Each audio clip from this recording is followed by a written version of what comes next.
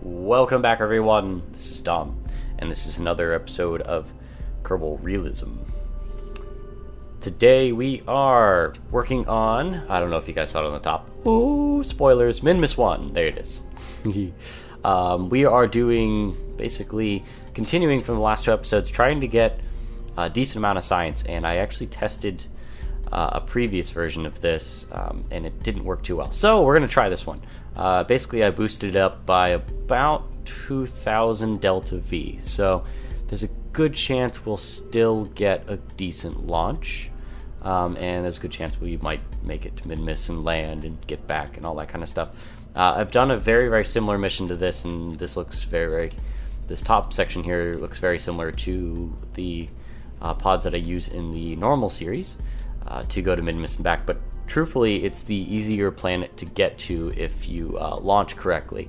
Most people don't know how to get their inclination correct, on launch, and I'm not going to do that this time around. But enough talking, we are going to go ahead and just launch this bad boy.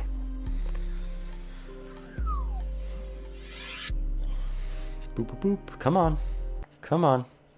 And, of course, we get the glitch. So we go to the map, and we go back. It's a weird glitch. I don't know what's causing it, but it happens. So we're going to go ahead and fire this guy off. Hope that the SAS will be able to keep it in place, because I forgot to add wings. I just looked. Oops. We're just going to zoom out a little bit and just kind of watch it fly off into the distance. Isn't that so nice? Anyways, this is going to bring us up to approximately, last time I checked, it was about 10 kilometers up with these solids. I don't know if that's going to happen this time. It might be about 8,000, but we'll be able to burn full throttle on the three outers. So basically what's happening is we have these three outer rockets along with these solids. So the solids are firing now. The solids are going to fall off really, really soon, and then these three outers will go. Boop, there they go. And these will be able to barely pull a G. Yeah, just barely. So we're barely accelerating. And I'm going to tip the nose over just a little bit. Hopefully we don't do a spin again, like we had problems with last episode. But this time we are heading to Minmus, so it won't really matter about our orbit around Kerbin too much.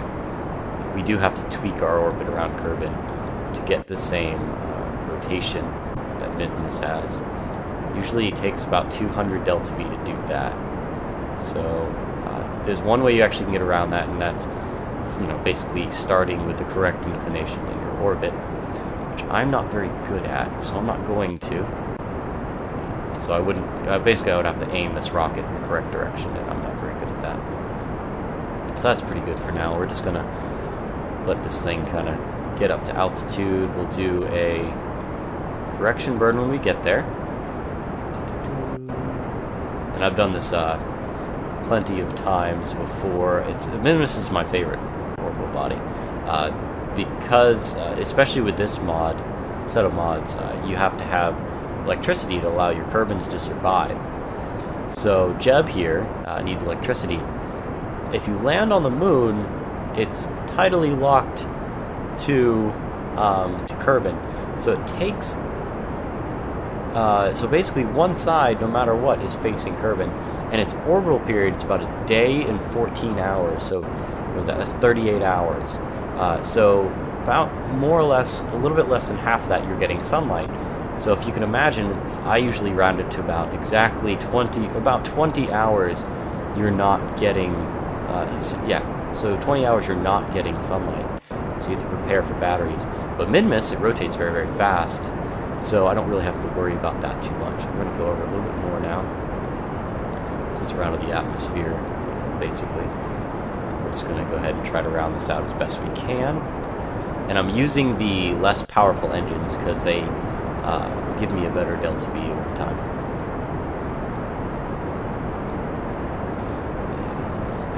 Trying to round this orbit out here, and as you can tell, I'm just staring at these numbers over here, just kind of taking a look at them, making sure that I'm not going too far in one direction or whatever. So we're going to wait till we get a little bit higher now. trying to be as fuel efficient as possible. Oops, a little bit too far there. Let's see if I can pull this back. Let's see where I'm at. Apoapsis. If I start burning upwards, I should pull this back. The apoapsis ahead of us. But it doesn't really matter particularly. This is just helping in stabilizing orbit here. Boop, boop, boop. And, okay, we're slowing down that a little bit. And, okay, cool. So that's an orbit. It's not a very good one, but it works. Okay, so now we're going to zoom out, set this as a target. I know I said last episode we're going to worry about communications. I didn't feel like doing that this time around because I don't particularly have everything. Oops, didn't want to do that. I don't particularly have all of the parts that I would want to start with that. So we're going to go to Minmus for now. We'll just kind of mess with... Let's make sure this is okay. Yep, that's fine. Good. We'll go to Minmus for now, get some science from that mission. We're doing the same mission we used to do in our vanilla series of the game. So we'll fly there, land there, and return all with the same vessel here. Boop. Get to decent spot to start burning here. And I know it's dark. We should be coming up on the light side soon, though. There it is. Sunrise is coming up. I think this is the correct direction to be pointing. Yes, it is. Sweet. I really should get the enhanced nav ball mod. Be nice, because it has like ghosting. Basically tells you where to keep on turning to go if you have a node or something. Boop. There's the nice sunrise. This should only take like 10 seconds or something like that to do this burn. Yeah, 11, 10, 9, 8, 7. Lost those. And now we're at 14 seconds to do the burn. But it doesn't really matter particularly. I'm just more worried about getting an approximate inclination with Minmus, just so we don't overshoot, and so we potentially can come in for an equatorial landing, which actually doesn't matter either. Awesome. Okay. Let's get rid of this node. See what our actual... Oh, look at that. That's not bad. 0.2. Not too bad. Okay, so we're going to go find ourselves a good place to launch off at. It's about here. I was just kind of pull it out and mess with it a little bit. And look at that. Wow, that was fast. What would be the delta V required? 927. That's actually not horrible. It's our Minmus periaps. That's not bad at all. That looks like a decent node there. So let's go ahead and just jump over to that one, and we'll do a burn on that one. It's a little bit easier to do this with probes because you can use the flight computer with it, which allows you to basically just say, hey, point at node, and then it does. It's so nice. But of course, with manned missions, you have to do it yourself because it's as if you are Jeb in this place. I'm going to try to make this episode relatively short. So I'm going to try to just do the entire thing in one go. A lot less talking. Oh yeah, I should have done this a little bit earlier, but whatever, it's fine. So we're just going to let this go ahead, and I will get you back when I am near Minmus. And welcome back, guys. So here we are. We're doing our Minmus burn, and we just got captured. There it is. Boop, boop. And we are at Minmus here. So we have a relatively large apoapsis and periapsis here. So our orbit's very large, so I'm going to reduce that just a little bit. When I mean a little bit, I mean a lot. So let me go ahead and just tell you what I had to do to the craft to actually make it work. So remember I said that it requires batteries for these guys to live, or electric power. So I added some larger batteries. These are basically 3 of the ones you get standard with the game, the small ones. They look like 2 AA's. So these are like 3 of those. So imagine there's like 6 on there. And then there's this TAC life support canister. So basically what that's allowing me to do is have about 10 days worth of food, water, and oxygen just in this one little container. He's basically been out here for, I think, a day-ish. 2 days. Yeah. 2 days, 6 hours, 13 minutes. So he's been out here for quite a while. And he's had to worry about, using the bathroom and those kinds of things. So as you can tell here, there's some waste. There's wastewater, carbon dioxide, and those things tend to build up as the food, water, and oxygen go down. So basically, you need to maintain a safe atmosphere for your Kerbals. What I'm going to do is actually add a periaps alarm now, just so I don't have to worry about overshooting it, and then we'll bring this guy down. I'm going to take off the keythane grid too. As you can tell, I have it on. Let's delete the alarm. It gets like these cool hex things all over the surface. That's for scanners. We'll see that a little bit later in a later episode when we actually send scanners out to these two planets. Not planets, but moons. So the moon and Minmus I will be scanning very, very soon.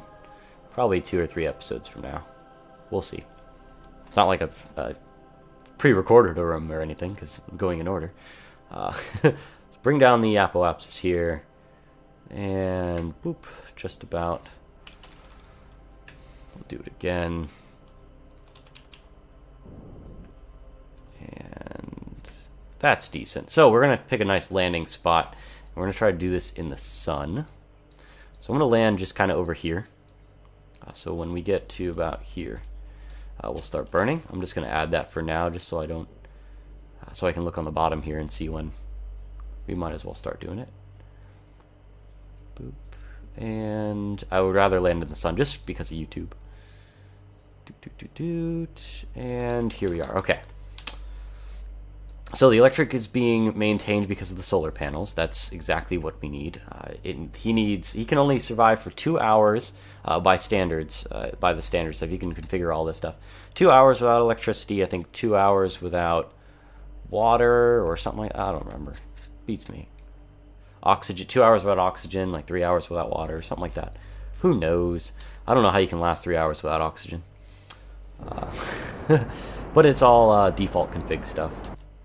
So we are going to remove that node, put this to surface here, so we are aware of how fast we're going with respect to the surface. Boop, let's push that up. And it looks like we're falling just about vertically now. And this is so much easier with probes. I have so much fuel left on this rocket, I have a feeling that we'll be able to basically use a little teeny bit of fuel from the lander there. It's not like we need to worry about it anymore. We have plenty to land on here. So we're going to go ahead and just kind of, let's go to surface here. Let's see where we're going to land, at what altitude. Our impact altitude will be 3.5 kilometers, so we got to worry about that. Apparently we're very, very high. I love seeing these stats because it kind of helps me decide when to, basically burn and stuff like that. Impact time, 41 seconds. Okay. Let's get down to about 20 seconds there. Bring that up. A little bit of fuel here and there. And let's adjust this. Move this back to center as best we can. Boop.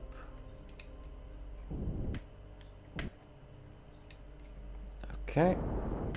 And we still have 30 seconds left. Bootius.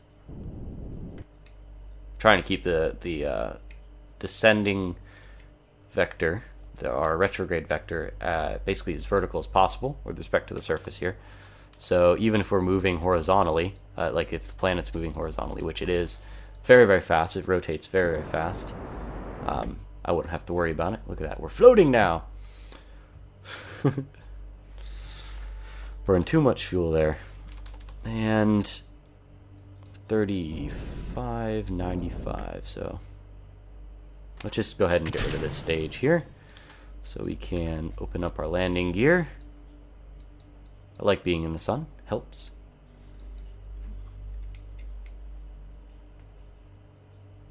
Oops, I'm gonna activate the engine. That would have been very, very bad.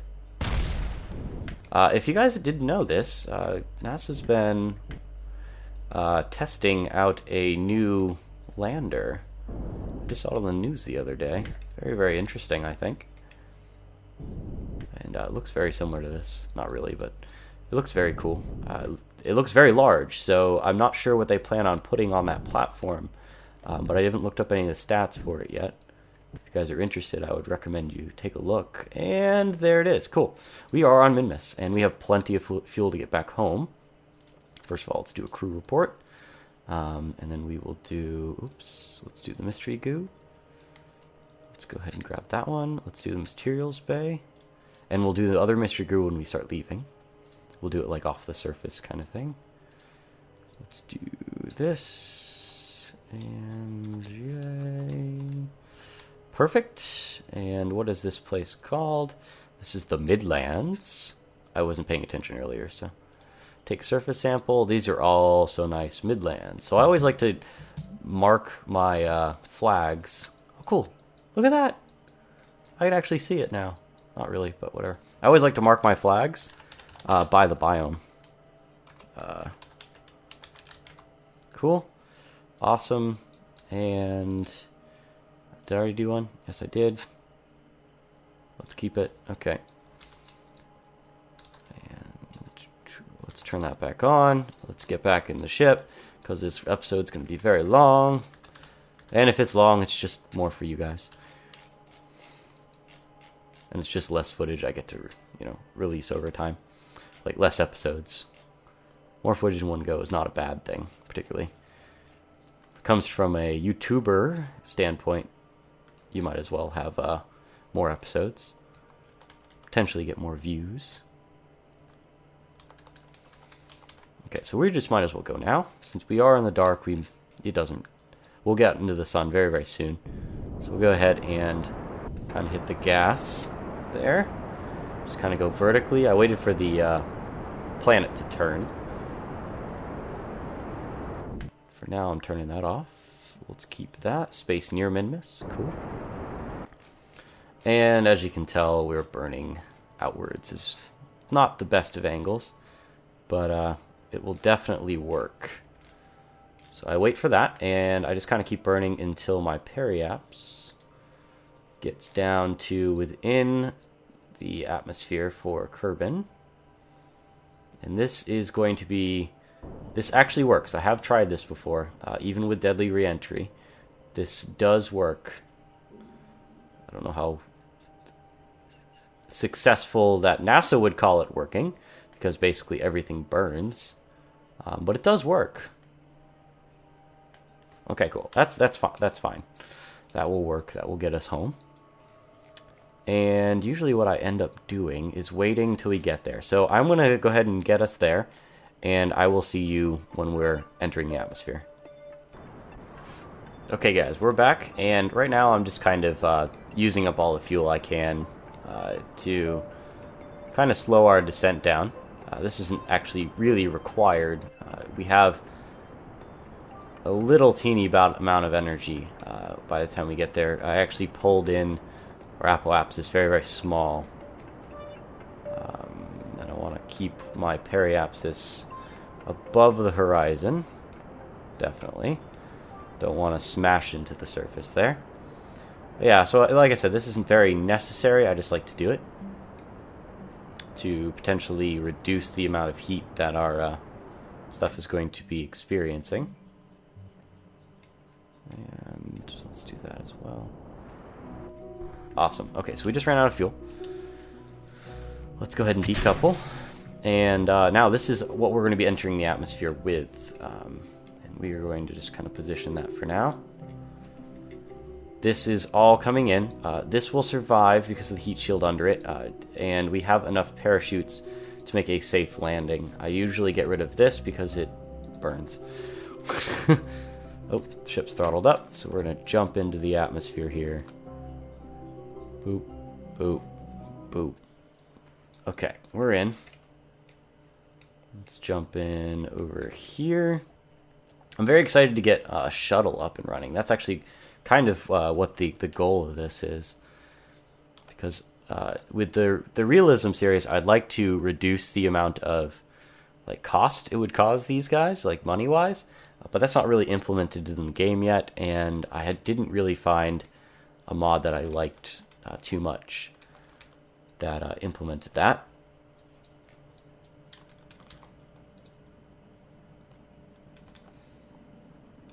But whenever they put the... Ooh, see, there goes my battery. Battery just blew off, and I bet you the other one's going to go soon. I always leave an antenna on here just in case, but it's going to burn off too. I can almost guarantee it. Nope, it won't. Wow, we got lucky. Since everything's starting to cool, our airspeed is going down a little bit, so... If you think about it, here we are. Our terminal velocity should be 500 meters per second, and that would give us a stable flight down. But we're kind of going 900 now, so 400 and 800, yeah. So we're going very, very fast. And I got to do this. There we go. One of our batteries survived. It was very interesting. I think it was because I left the SAS on, and it was deflecting the wrong way. So most of the heat got deflected by the heat shield instead. Boom, boom, boom, boom. And let's go ahead and turn off this. Boom. And we're going to land in the water, which is not a bad thing. It's soft. I'm going to open up parachutes. Let them give us a lot more drag, which we really need right now. I want them to deploy with under 100 meters per second, which by itself is very fast. But when they open up, we experience a lot of force. And I've actually had things break. Like, for example, the parachutes have broken off and parts have fallen off at high speeds. I'm hoping that we get within a safe distance for that. And I think we'll be fine. But, so, whenever we land this thing, which is going to be very, very soon, these deploy in a few seconds. This should be a safe landing, and there they go. Yep, so this will be a safe landing. Thank you guys for watching, and I will see you next time.